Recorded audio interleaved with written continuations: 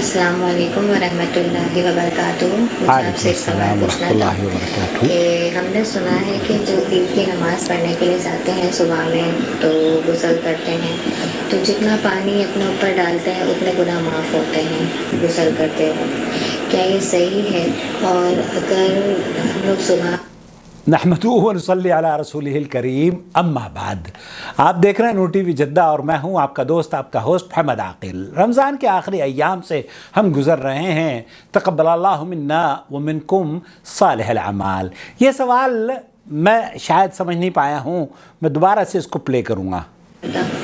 کہ ہم نے سنا ہے کہ جو عید کی نماز پڑھنے کے لیے جاتے ہیں صبح میں تو غسل کرتے ہیں،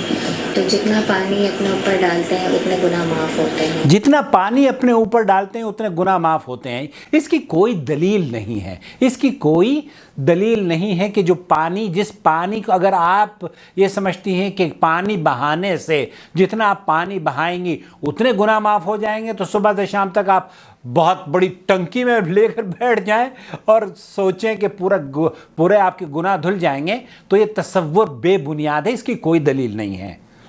غسل کرتے ہیں اوکے، کیا یہ صحیح ہے؟ یہ صحیح نہیں ہے۔ اگر ہم لوگ صبح میں جیسے فجر کے بعد غسل نہ کر سکیں، پانی کا مسئلہ ہوتا ہے ہمارے یہاں، ٹھیک ہے، ہاں، تو پہلے رات میں غسل کر سکتے ہیں کہ صبح میں نماز پڑھنے جانا ہے؟ کیونکہ ہماری پوری فیملی ماشاء اللہ سے، ہمارے گھر کے لیڈیز بچے ہم سب نماز کے لیے جاتے ہیں، ماشاء اللہ۔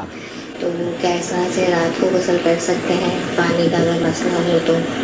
پانی کا اگر مسئلہ ہو تو کیا رات کو غسل کر سکتے ہیں؟ پانی دیر سے آتا ہے یا ہندوستان پاکستان میں ٹائمنگ متعین ہوتی ہے؟ اس سلسلے میں چند باتیں میں آپ کی خدمت میں پیش کرنا چاہتا ہوں۔ سب سے پہلا پیغام تو یہ ان مساجد کے لیے ہے، چاہے وہ لاہور کی بڑی مسجد ہو، چاہے جامع مسجد دہلی ہو، ان کے ائمہ اکرام رمضان المبارک کی افطاری کا تو اہتمام کرتے ہیں، اور وہاں پر باقاعدہ طور پر عورت اور مرد کندھے سے کندھا ملا کر بیٹھ کر افطاری کر رہی ہوتی ہے۔ دلی کی جامع مسجد میں نے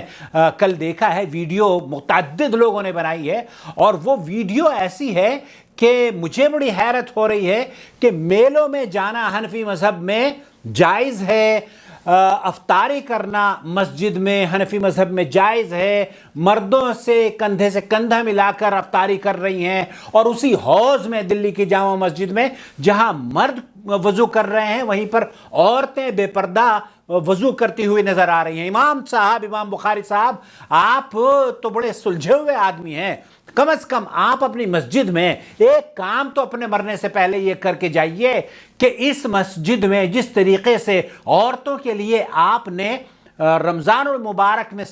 افطاری کا اہتمام کروا دیا ہے، کھلوا دیا ہے، اس دسترخوان کو وسیع رکھیے، اور رمضان المبارک کے بعد بھی عورتوں کی مساجد میں آمد پر آپ پابندی مت لگائیے، بلکہ اللہ کے رسول صلی اللہ علیہ وسلم کی مسجد کے جیسے مسجد نبوی میں اللہ کے رسول صلی اللہ علیہ وسلم نے فرمایا تھا نا کہ میرا جی چاہتا ہے کہ ایک دروازے کو میں عورتوں کے لیے خاص کر دوں، تو آپ بھی اگر ایسا ممکن ہو تو ایک دروازے کو عورتوں کے لیے خاص کر دیں۔ نبی کریم صلی اللہ علیہ وسلم کی سنت دلی اور اسلام آباد یا بڑی بڑی مساجد میں، لاہور کی شاہی مسجد میں اس سنت پر اگر کوئی عمل کروانا شروع کر دے تو کیا ہی اچھی بات ہوگی۔ تو بنیادی طور پر بہن یہ جاننا چاہ رہی ہیں کہ کیا ہم مغرب کے بعد نہا سکتے ہیں؟ اس سلسلے میں سب سے پہلی بات تو میں یہ عرض کر دینا چاہتا ہوں کہ نہانا واجب نہیں ہے عید کی نماز سے پہلے۔ ایک بار پھر سن لیجئے، اور اس کی دلیل میں آپ کو لے کر چلتا ہوں شیخ محمد بن صالح العثیمین کی محفل میں۔ سنیے وہ کیا کہہ رہے ہیں۔ یہی پوچھا جا رہا ہے کہ کس وقت ہم غسل کریں، کیا یہ ضروری ہے؟ لا اعلم فیہا، شیخ فرما رہے ہیں کہ میں اس بات سے ناواقف ہوں کہ نبی کریم صلی اللہ علیہ وسلم کی یہ سنت رہی ہو کہ آپ عید کی نماز پڑھنے سے پہلے غسل فرمایا کرتے ہوں۔ انہو کان یغتسل قبل صلاۃ العید، یہ اللہ کے رسول صلی اللہ علیہ وسلم سے کسی محدث نے نقل نہیں کیا ہے کہ آپ علیہ الصلوۃ والسلام عید کی نماز سے پہلے غسل فرمایا کرتے تھے اور پھر مسجد جایا کرتے تھے یا عید گاہ جایا کرتے تھے۔ لیکن ذکر بعد السلف، بہت سے اسلاف کا یہ عمل رہا ہے، جس میں سے عمر فاروق رضی اللہ تعالیٰ عنہ کے بارے میں بھی کہا جاتا ہے کہ وہ نماز سے پہلے غسل کیا کرتے تھے۔ شیخ خالد المصلح سے پوچھا گیا اسی سلسلے میں، تو انہوں نے کہا یہ سنت عمل نہیں ہے، البتہ اگر کوئی کرنا چاہتا ہے، چونکہ جمعے کی جو تعداد ہے یا جو جمعے کی جو اہمیت ہے وہ دیکھیے آپ، اللہ کے رسول صلی اللہ علیہ وسلم کی وہاں واضح دلیل موجود ہے کہ آپ غسل کریں، لیکن یہاں کوئی عید کے دن کی کوئی دلیل موجود نہیں ہے۔ تو آپ اگر قصداً مغرب کے بعد کر لیتی ہیں، غسل کر لیتی ہیں، تو کوئی حرج نہیں ہے، آپ اسی غسل سے نماز پڑھنے جا سکتی ہیں۔ لیکن اگر آپ حائضہ ہیں اور حیض کی عورت کو فجر کے بعد اس کا حیض رکا ہے، تب وہ غسل کرے، اور اس پر واجب ہے کہ وہ غسل کرے، اور غسل کرنے کے بعد وہ جائے۔ لیکن کیا حائضہ عورت غسل کرنے کے بغیر بھی جا سکتی ہے؟ اس کا جواب یہ ہے جی ہاں، اللہ کے رسول صلی اللہ علیہ وسلم نے حائضہ عورت کو بھی حکم دیا تھا کہ وہ اپنے خواتین کے ساتھ، بلکہ وہ عورتیں جن کے پاس اوڑھنی نہ ہو، وہ دوسری اوڑھنی میں چھپ کر یا دوسرے سے اوڑھنی لے کر عیدگاہ جائیں اور مسلمانوں کے اس اجتماع میں اور دعاؤں میں شریک ہوں۔ تو میں یہاں جو پیغام اس ویڈیو کے ذریعے دینا چاہتا ہوں کہ عیدگاہ میں جانا عورتوں کے لیے یہ مسنون عمل ہے، لیکن نہا کر جانا یہ مسنون نہیں ہے۔ اگر آپ نہاتی ہیں تو افضل ہے، بہت اچھی بات ہے، اس میں کوئی ممانعت نہیں ہے۔ البتہ یہ سمجھنا کہ ہم رات کو اگر نہا لیں گے تو صبح تک چلے گا، بالکل آپ رات کو نہا لیجئے، اور پانی اگر ہمارے ملکوں میں بعض مرتبہ 1 گھنٹے کے لیے بہت سے شہروں میں پانی آتا ہے، پاکستان کی اگر یہ صورتحال ہے، اللہ تعالیٰ بہتر حال بنا دے آپ کے یہاں، پانی کی وافر مقدار میں اللہ رب العالمین ہمارے پاکستان بھائیوں کو بہت پانی عطا فرمائے، بجلی بھی عطا فرمائے۔ ہندوستان پاکستان میں جتنے بھی لوگ رہ رہے ہیں، اللہ تعالیٰ ان کی غربت کو دور کر دے۔ تو میری بہن، میرے بھائی، میرے عزیز، میرے دوست، نماز عید الفطر سے پہلے جانا، اس کے لیے جو مسنون عمل ہے وہ یہ ہے کہ آپ علیہ الصلوۃ والسلام کچھ کھا کر عید کی نماز کے لیے جایا کرتے تھے، اور جب عید کی نماز کے لیے جاتے تو ایک راستے سے جاتے، دوسرے راستے سے واپس آتے۔ تو یہ مسنون عمل ہے جو اللہ کے رسول صلی اللہ علیہ وسلم سے ثابت ہے۔ لیکن اغتسال، جو عید کے دن غسل کرنا ہے، وہ مستحب عمل ہے، اس کو بعض اسلاف نے اختیار کیا ہے، لیکن شیخ محمد بن صالح العثیمین رحمۃ اللہ علیہ فرما رہے ہیں کہ یہ میرے علم میں نہیں ہے کہ نبی کریم صلی اللہ علیہ وسلم نے عید کی نماز سے جانے سے پہلے کبھی غسل کیا ہو۔ ایک چیز اور جس پر میں آپ کی توجہ چاہوں گا وہ یہ کہ جب آپ اگر ان بہن کی آواز آپ کے کانوں میں پڑی ہے تو آپ کو کم از کم اپنے شوہروں کو، خاتون کو، اپنے شوہروں کو یہ کہنا چاہیے کہ اس سال عید کی نماز کے لیے ہم بھی جائیں گے، کیونکہ اللہ کے رسول صلی اللہ علیہ وسلم کی خواتین کو یہ تاکید تھی کہ وہ حائضہ عورت بھی جائیں جو حیض سے ہیں، اور جو مسلمانوں کی دعا ہے، مسلمانوں کا اجتماع ہے، اس کو شریک ہیں۔ اس میں نماز نہ پڑھیں، لیکن آپ بیٹھ کر وہاں خطبہ سنیں اور دعاؤں میں شریک رہیں۔ تو خلاصہ کلام یہ ہوا کہ یہ مسنون عمل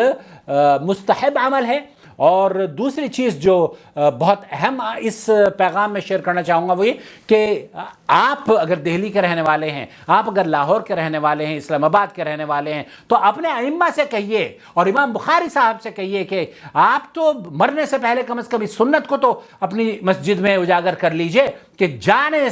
مرنے سے پہلے اس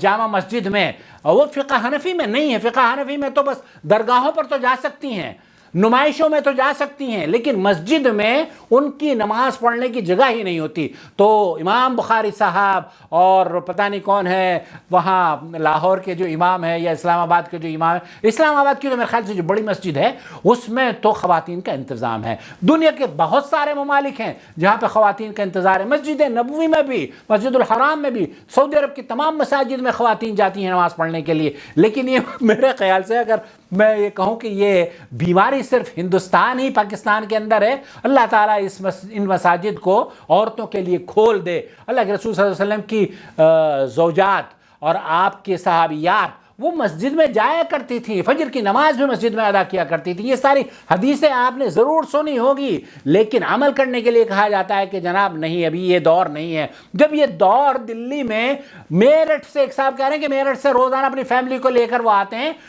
مسجد میں افطار کرنے کے لیے، جامع مسجد کی، مجھے یہ بتایا جائے کہ اس میں کتنا ثواب ان کو ملا ہے۔ اعوذ باللہ۔ تو مسجد میں نماز پڑھنے کے لیے جب وہ میرٹھ سے یہاں آ سکتے ہیں افطاری کرنے کے لیے، جو مسنون عمل ہے، ان کی عورتوں کو آپ مسجد میں آنے سے نہ روکیں، تو مسجد میں آنے کے لیے ان کا اہتمام، ان کے دروازے کھول دیجئے، اور اس پیغام سے کم از کم یہ ضرور سیکھ لے لیجئے کہ عورتوں کا مسجد میں جانا، عیدگاہ میں جانا مسنون عمل ہے۔ اللہ سے دعا ہے کہ اللہ تعالیٰ آپ کی عید کو عید مبارک کر دے، اور اللہ رب العالمین آپ کے صیام اور قیام کو شرف قبولیت بخشے۔ اس چینل کو اگر یہ اس لائق ہے کہ دیکھا جائے، تو اس لائق بھی ہے کہ اس کو سپورٹ کی جائے۔ جوائن ممبرشپ اسکیم کے دروازے گوگل نے کھول دیے ہیں، براہ کرم ہمارے چینل کا حصہ بنیے، اور دعوت کے اس مشن میں جہاں جہاں اصلاح ہوگی، وہاں وہاں میرے اور آپ کے موازین حسنات میں اس کا اجر انشاءاللہ تعالی لکھا جائے گا۔ بہت بہت شکریہ اس ویڈیو کے دیکھنے کا۔ اس پیغام سے آپ کتنے متفق ہیں، پلیز مجھے اپنی رائے سے ضرور نوازیے گا۔ والسلام علیکم ورحمۃ اللہ وبرکاتہ۔ آپ کا بھائی محمد عاقل، جدہ سے، مملکت سعودی عرب۔ شهر رمضان الذي أنزل فيه القرآن هدى للناس وبينات من الهدى والفرقان